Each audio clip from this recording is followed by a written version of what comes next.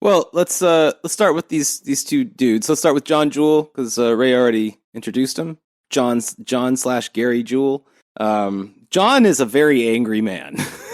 John is just like seething with rage and cannot be asked a question without yelling. He comes off like completely unhinged. I mean, they both kind of do, not like both guys in different interviews.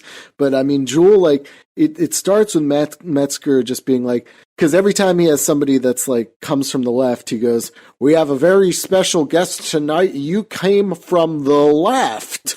And I was never in the left. My people came over to the North American continent in the 1600s. They made this nation. They were the colonists. They were the pioneers. They fought the revolution.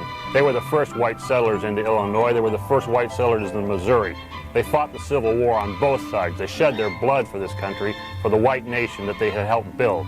What happened after the Civil War? They were bankrupted, shoved off their farms by the fat cat capitalists. And like he doesn't answer Metzger's question at all. He just goes into this long diatribe about like how his family came here on the Mayflower or something. Yes, right. And they built this country. They built this. They fought on both and bled on both sides of the Civil War. They conquered the West. And Metzger's like, yes, but you came from the left, correct? And he's like, no, you need to understand this before you can understand where I came from. This is where I came from. This is the land. And he's like completely fucking unhinged. Yeah. And I was wondering at that point too, did Metzger not like meet this guy before this thing? And it turns out John was an editor for Metzger's journal. Oh yeah, he worked for. I mean, that's why we're talking for him. He was a member of WAR. He wrote extensively. In fact, I think he was probably one of their like smart guys, because like as we found out, I mean, he wrote pretty extensively.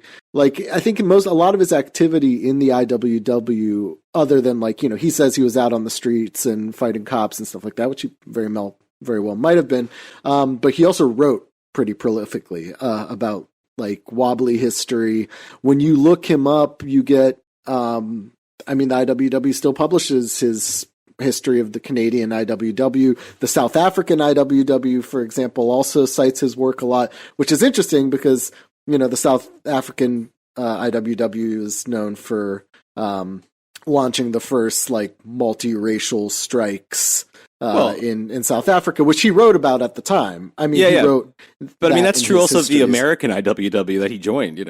Right. I mean, but which he says in his recounting of this history of the IWW to Tom Metzger is that it was always like a white man's group. Yes, exactly. Which, that's why he joined it. He said because it was the white man's working organization, which is just fundamentally false.